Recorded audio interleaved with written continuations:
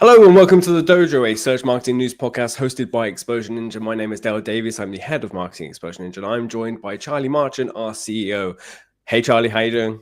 Hey, Dale. Really good, thank you. How are you? I'm doing pretty well. Somebody mentioned to me the other day that we should probably have intro music. What kind of music do you think we should have? Jazz, funk? What are you thinking?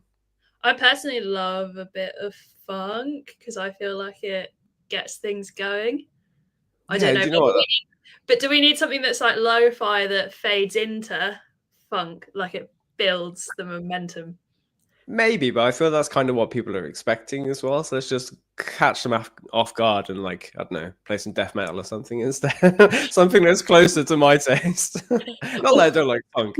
Or we play Lo-Fi Girl, and then people don't even realise that they've stopped listening to their own Lo-Fi Girl and they're now listening to ours. Great point.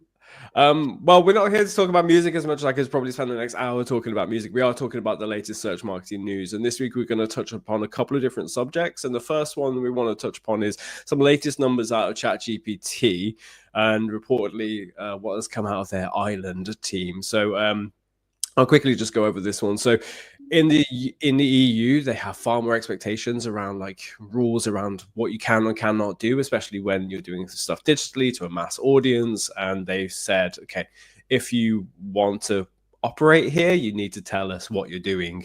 And what we're seeing is that they've explicitly said that ChatGPT search, so where there's the option to kind of crawl the internet and get information back straight away, they're seeing far greater monthly active users, which means somebody is logged in at least once in the month. It's not like every day or something like that.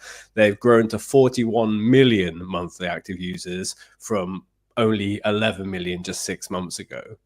Charlie, are you using ChatGPT search at all? Yeah, I'm using ChatGPT search almost every day, but I am also still using Google search every day as well. Interesting. What makes you determine which one to use and when? Honestly, it depends if I want to have a conversation at length or if I just want to get information that I can quickly, or if I'm looking for a supplier for something, I'll still usually use Google search so that I can go direct to the websites. Do you know what? That doesn't surprise me too much because, like, some of the conversation that we've been putting from for the research in today's podcast has been talking about those commercial terms of, like, I've had the conversation somewhere and now I'm ready to make that purchase, or I'm ready to kind of conclude this search. And people are often navigating to Google instead. In fact, like, one of the notes I made earlier was that when there was let me find a note, something about when people are using ChatGPT, they're still not using it to the magnitude that we might imagine. And I think the number in here is like only 8% of people are choosing to use ChatGPT as their first stop versus Google search for most terms, for most search terms, which I would have thought it'd be a slightly bigger number than that, than 8%. Let me see if I can find the exact quote. I mean, I feel like the fact is, though, that it's growing on ChatGPT, right? I just checked out our friends over at SEMrush. They have a great page that shows you the search traffic for ChatGPT, or the total visits, I should say, so that the number of people going to the site, and for Google as well. And look, like the most recent data, so March 2025, the last full month, ChatGPT is getting like 5.5 billion visits in a month, which is huge. That is huge. But then you kind of look at it compared to Google's figure, and in March, the number of visits hitting Google was like 142 billion, which like eclipses ChatGPT's number. And I think that probably the most important point is like the rate at which ChatGPT's growing. Like even the past 3 months, that 5.5 billion, that was like 5 billion the month before. Back in January, it was like 4.6 billion. It's continuing to increase, whereas like Google's almost flatlining in terms of the number of visits that are hitting it, just looking at like year to date. But it's still eclipsing what ChatGPT's doing, like the amount of traffic that it's actually attracting. Yeah. One area they are experiencing growth is in Google Gemini. I'm going to touch upon that in just a second, because in relation to what we were saying before about people navigating to a different engine depending on where they are in their search journey, there was a quote from one of their big VPs, or their vice president of Gemini and speech. So Google Assistant and presumably the replacement that's coming along soon. Google I/O is in a month from now. I guarantee we're all getting brand new Google Nests and things like that with like AI voice inside and all sorts. Anyway, they were quoted as saying during the hearing for this Department of Justice problem. Google probably sees it more of a problem, more than just a problem, but they might have to sell Android and they might have to sell Chrome and so on. But they were quoted as saying that they're not really that concerned about the traffic that they're losing to ChatGPT and Perplexity and stuff, because those terms are all things that, to quote them, that are like homework and math queries, like stuff that isn't really commercialized for them. They can run ads, but very limited kind of revenue, I'd imagine. And they're not really seeing any cannibalization of commercial queries or queries with commercial intent, end quote. Like they're still seeing everyone saying, in my head, when I want to make a purchase decision, I'm going to go to Google. Like I'll do all my long conversations, as you said, and I'll use maybe forums. But at the end of the day, when I'm ready to hand over some money, it's Google I'm going to go to.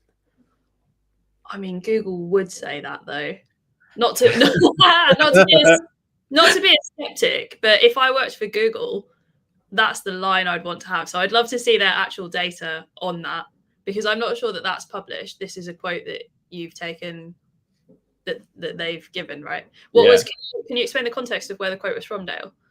Yeah, so it comes from Sissy Sale, who's the VP of Gemini and Search, and it's because of this. I don't know if you're aware, there's the Department of Justice has said that Google owns a monopoly on search and therefore should be broken up, and they're having further hearings from people within Google, but also from other places too. So even like the CEO of Perplexity has been asked to come in and speak. I think a few people from ChatGPT, sorry, from OpenAI, oh my gosh, from OpenAI as well.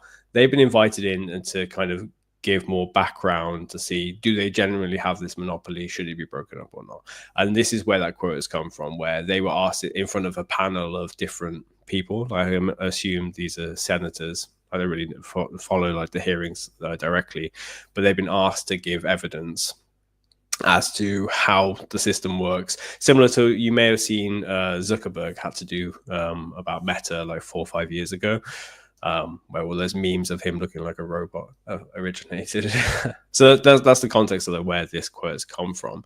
But even like during the earnings call from last night, so Alphabet, the parent company that owns Google and YouTube and so on, they held their earnings call and they listed all the kind of the good things that are happening, because when you've got all the people owning stocks on the phone with you, they want to hear good news. And there is some good news in there, and they seem to kind of back up what's been said around commercialized queries still being pretty valuable for them. Are you aware of like any of the stuff that came out last night? I know it was probably when all of us were in bed.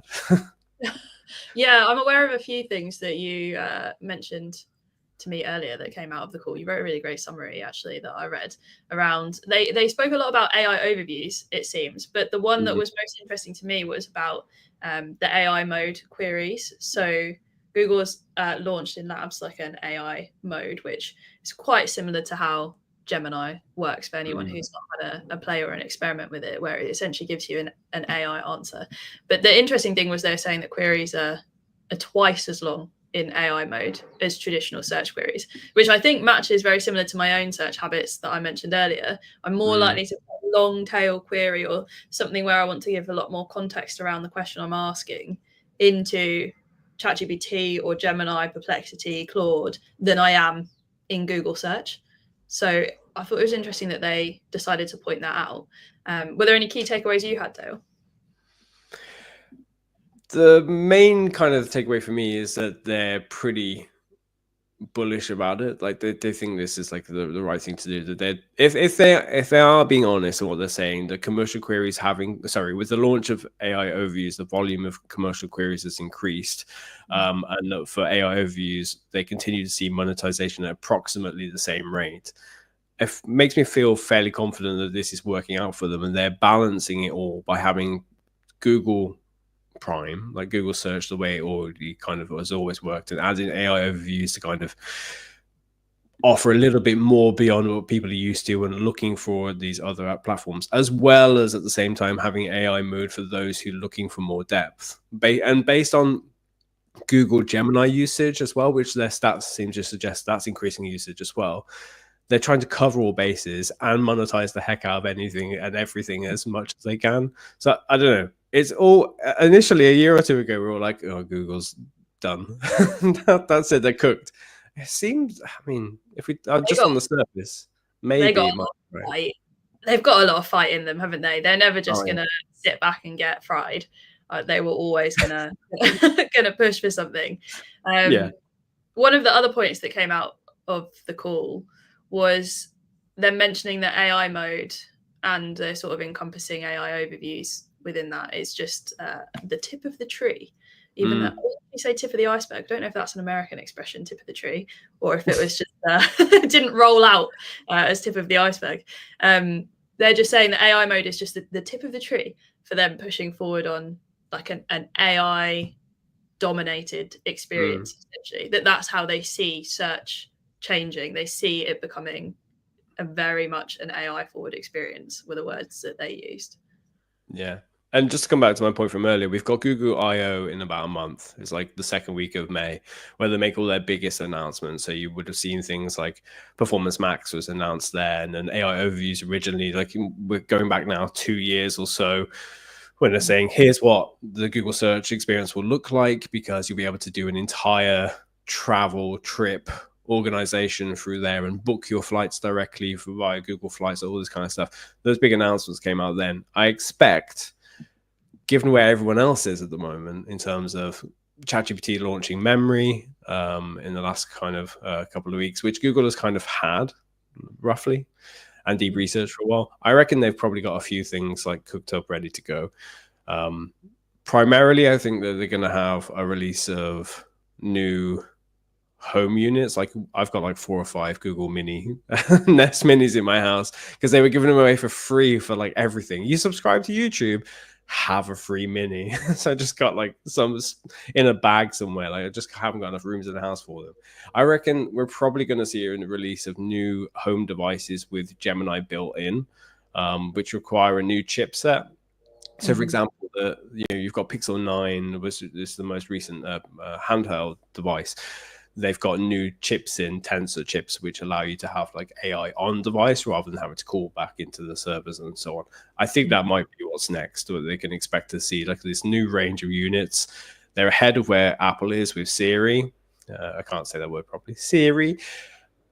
I reckon that's coming next. Everyone's going to have a brand new device. They're going to capture more people and help them to adapt into this new AI thing because that is what they're used to, and they're just going to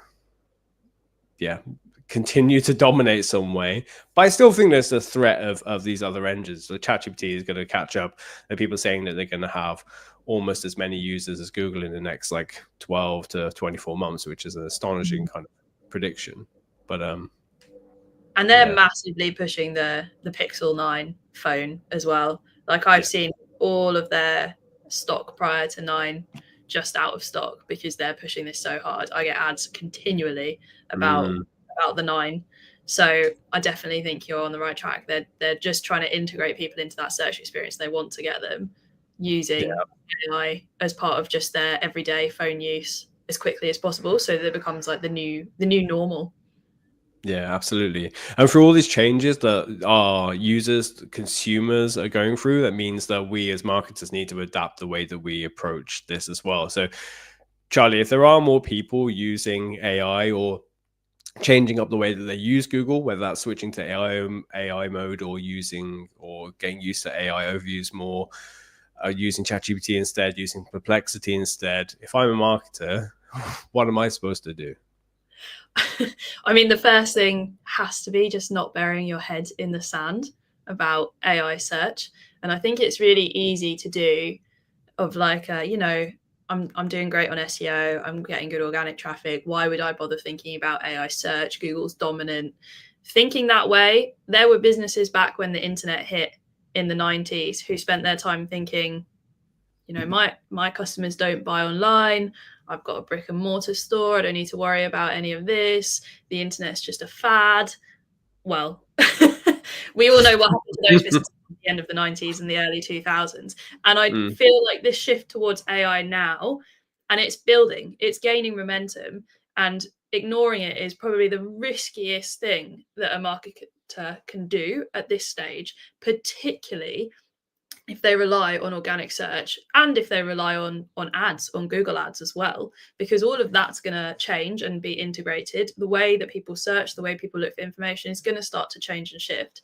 And Google's pushing that as well. They're not trying to resist the AI race. They're embracing it. They're trying to compete in it.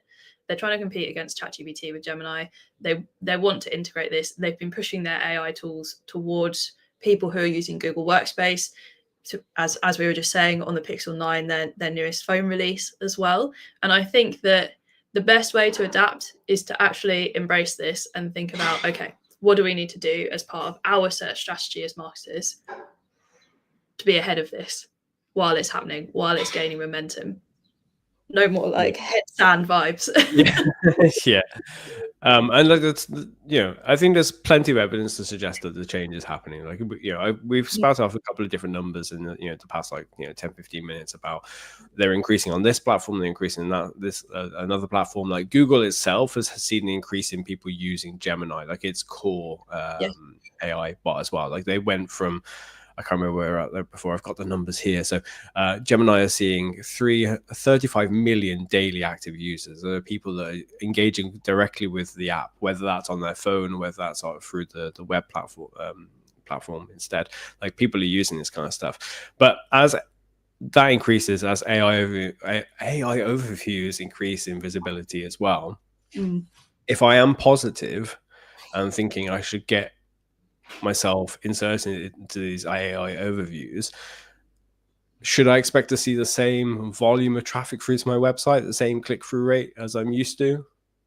Well, there's a big debate about this with AI overviews, and there's multiple research studies, data studies from very intelligent marketers across our industry have tracked various numbers of businesses across various types of niches, essentially showing that AI overviews does affect the click-through rate, but particularly because it shows on a lot of informational searches. I think it's something like 96% of informational searches. It's really a high percentage that AI overviews show for, and it pushes the other results down the page, particularly if you have one where there's an AI overview dominating or a people answer us underneath. That can be the whole above your fold just eaten up. And there's a couple of various variations of how the search results look that can have a similar thing, where then you don't even start seeing those 10 blue links until way beyond the first the first scroll of the page. And I think we'd be naive to think that wouldn't affect click-through rates. On the other hand, the AI overviews tend to look quite different for different things. And from my perspective, actually being there is definitely no harm in being the business that's mentioned in those AI overviews. Quite often there is a blue link directly going through. In other times it's just a citation link, and majority of the times we see like a carousel with like 2 or 3 sources with images as well. And those may not garner as much click through as we're used to seeing when it didn't exist, when there was just our top 10 results. But I think it would be naive to think that people's brains don't take in some of that information, and they're not seeing, if you see someone mentioned in an AI overview for something that you've been searching, you might not click it, sure, but then you do another search a bit later and you see that same business. That's just brand recognition, and that stickiness I think is really important. I think the other thing to remember is that a lot of the AI overviews show for that very top of funnel search traffic. It wasn't necessarily the traffic that's giving you conversions on your website. And from my perspective, this being featured in those AI overviews is just part of that stickiness, that brand stickiness, and that is top of funnel work. So it may affect your traffic. You may not be getting as much top of funnel traffic as you were. But if you're doing a great job, you're getting citation links, you're getting AI overviews mentioned, you're showing up. And usually, if you're in the AI overview, you are also in sort of that top 5 of new links underneath. You're still going to be getting relevant traffic. And hopefully, it's going to have commercial intent when it is coming through to your website as well. So my general advice is just not to panic too much about whether you're getting enough traffic from AI overviews or not. And just think about, am I getting enough traffic to my site that actually converts, that gives me the result I want at the end, which is ultimately a lead or a sale. Yeah, absolutely. I would say to anyone who's in like a marketing leadership role where you're probably having to report into people and say that, okay, here's how we're comparing year on year for organic traffic and that we may be down. I expect a lot of people are probably seeing that.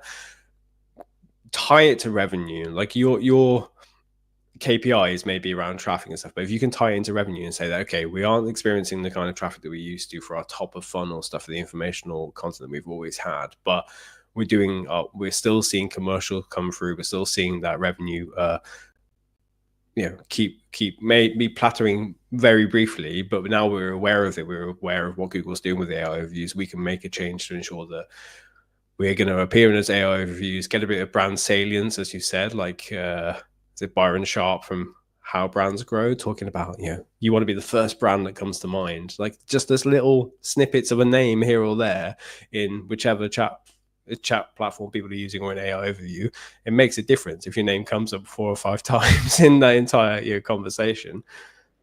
Yeah, and tying you back to go on. Sorry. I was just going to say one great example I have of this as well, Dale, was from a furniture business that I looked at late last year. And their SEO focused on a lot of top of funnel terms in order to attract traffic, which is understandable. There's going to be top of funnel terms that you hope will push through to your website. But what they ended up with was almost a third of their traffic coming through a blog post that was about mattress sizes. And their main high margin products were things like certain types of bed frames, very niche styles of bed frames. They weren't trying to compete with Silent Night, Emma Mattress, Simba, all of those brands that have got huge marketing budgets. They're in their own niche and they sell other things as well as mattresses. But because all of that traffic was coming through that mattress size blog post, they weren't seeing conversions because they were not a mattress company.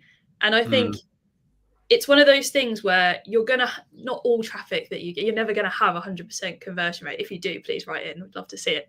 But not all traffic is going to convert. So you need to think about what the strategy is to be moving people down the funnel and getting commercial intent and not worrying too much about so top of funnel that it's not actually going to benefit your business and website. And I think organic traffic always needs to be paired with the total revenue that's coming through the website, or the total leads if you're actually a lead generation based website, rather than just thinking about like traffic and here's the traffic figure that I'm reporting, because that cannot be disconnected from the bottom line. Yeah, I agree. One final note I do have before we kind of come towards the end of the podcast is around AI and how it impacts the creation of content as well. So there was a note that we had in our show notes to cover, was about an update to the search rated guidelines around AI usage for content creation. Perhaps you can expand a little bit on what that was. Yeah, absolutely. So John Mueller, who we talk about all the time, was speaking at Search Central Live over in Madrid and essentially sharing an update to the Google Quality Rater guidelines, asking them to assess whether content is generated by AI. And to me, this is like essentially an extension of, if anyone remembers the helpful content update from 2024, it's actually trying to make sure that content is really good and there's not just thin, useless, sort of baseless content being published. And essentially what Google are doing is updating their guidelines to say that the lowest rating would apply to the main content on the page. So that's text, images, video, everything on the page. If it looks like it's copied, paraphrased, or embedded automatic AI generated content.